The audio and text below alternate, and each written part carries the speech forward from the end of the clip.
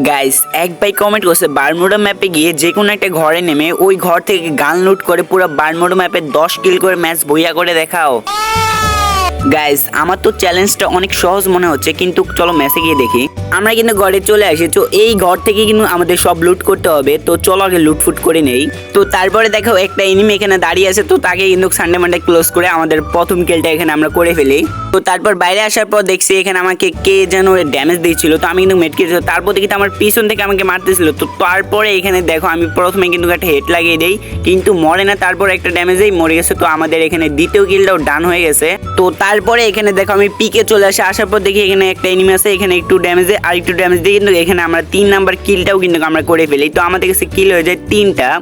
তো তারপরে এখানে ঘোরার পর দেখি আরও একটা এনিমি চলে আসে, এখানে ড্যামেজ দিয়ে আর একটু ড্যামেজ দিয়ে আরও একটু নক হয়ে যায়। তো আমাদের 4টা কিল হয়ে গেছে এখানে। অ্যান্ড গাইস এখানেও একটা এনিমি আছে, তো একটু ড্যামেজ দিয়ে নিচে পালাচ্ছিল গাইস এনিমিটা আমার ভয়ে। তো তারপরে এখানে একটু ড্যামেজ দিয়ে এই কিলটা কিন্তু আমরা করে ফেলি। তো আমাদের মোট কিল হয়ে যায় কয়টা, 5টা কিল হয়ে যায়। তো তারপর একে বিমা শক্তিতে আসে, আসার পর এখানে কিন্তু একটা কিল আমরা করে ফেলি। তো আমাদের মোট কিল হয়ে যায় 6টা। তো আমাদের এই দেখো আমাদের সোনামণি এখানে আছে, তো এর সানডে মানডেও আমরা ক্লোজ করে ফেলি। একে মারার পর এর বড় ভাই চলে আসে আমার সাথে প্রতিশোধ নিতে, ও কিন্তু জানে যে আমি কে। তো চলো একে একটু ড্যামেজ দেই। আর গাইস আমার রেমে লাগছে না, আমার যে সানডে মানডে ক্লোজ করে তারপর একটু ড্যামেজ দিয়ে ওর টিমটাকে ওয়াইপার করে দেই। আমাদের কিল হয়ে যায় 10টা, আর লাস্ট এনিমি মেরে ম্যাচ ভুইয়া দাও। তো আমাদের চ্যালেঞ্জটা কিন্তু এখানে আমাদের কমপ্লিট হয়ে যায়। তো নেক্সট আরো কি চ্যালেঞ্জ দিবা গাইস তোমরা কমেন্ট করো।